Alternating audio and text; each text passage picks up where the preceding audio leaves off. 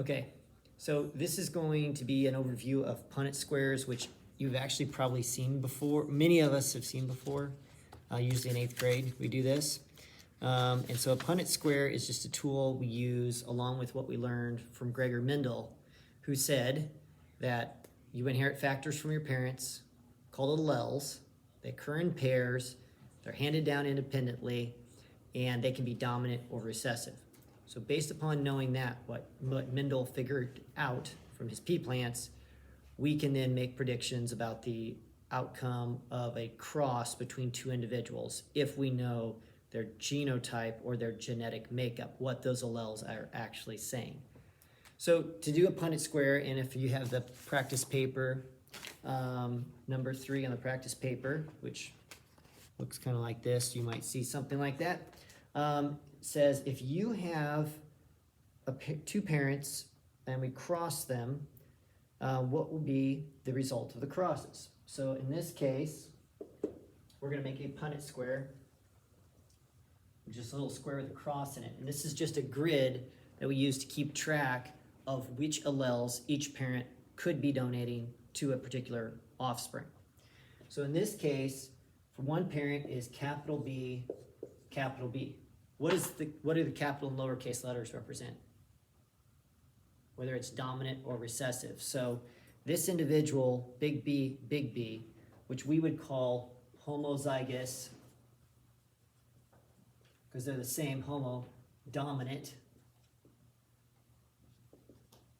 Both are dominant alleles. They have two alleles, they're the same, homozygous, they're both dominant because they're both capital. The other parent would be homozygous recessive. Now what we do now is we just carry down which the alleles on each column and across on each row, and we see what the potential outcome is going to be. So I carry this one down, this one down, and then I carry these across. Little b, little b, little b, little b. Keep in mind that the letter does not matter. It doesn't mean anything. It's just used to keep track of that trait, which in this case was brown or blue, with blue being the lowercase recessive.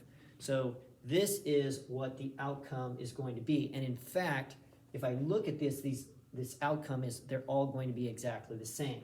So the genotype, or what the alleles say on my offspring, are all going to be 100% what we would call heterozygous. Hetero, different. They have the two different alleles. The alleles aren't the same. They're not both dominant. They're not both recessive. They're paired up with a dominant and recessive together. And the phenotype, what they look like. So these are terms to remember. Geno and pheno, or genotype and phenotype. The phenotype is what they look like. And let's take a minute to look at this. This parent, because it has a dominant allele, is going to be, in this case we said brown was dominant. This has brown eyes, let's say. This parent had blue eyes because it was homozygous recessive and it only had the recessive alleles. When we crossed these, we ended up with this mix, or this heterozygous mix. So what is their phenotype? What color of eyes are these individuals going to have? What do you guys say? Yeah, yes. What color of eyes are the offspring going to have? No. Big B on this is brown, and since these are all carrying one. So it would be brown because the big B is. Yes. And you don't have to have two big B's for it to express that dominant trait. You only need one.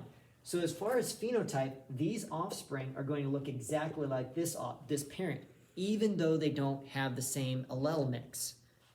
Not the same. But what they express or show, because there's one or more dominant alleles present, is going to be the same. And so my phenotype is going to be 100% brown eyes.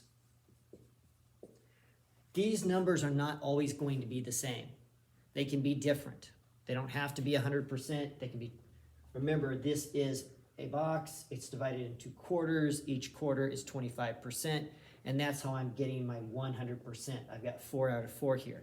Sometimes, if these were different alleles, you'd have like 50%. Or sometimes you have 25% on things. Do you want to do another one? Yes? Did I just hear you say yes? Yeah. Yes. All right, great. So let's do letter, I'm gonna do letter C on this paper. These all work the same. It doesn't matter which paper you're using. We set these up all exactly the same. We put one parent across the top. In this case, it is a homozygous dominant again. And we're going to cross that with a heterozygous. It has a capital and a lowercase allele. And we're going to go ahead and carry down our B's. And then carry these across. It doesn't matter, by the way, it doesn't matter whether the little b's in front of the big B, back and forth, it doesn't matter. I just organize it like that because it looks nice to me.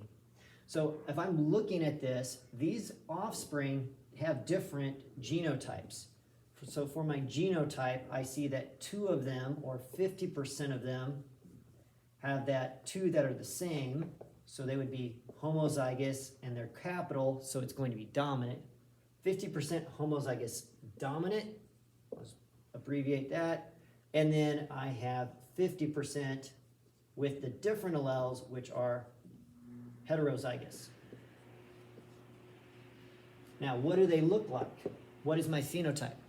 What are my offspring for this particular trait, which we said was eye color? What color of eyes are the offspring going to have?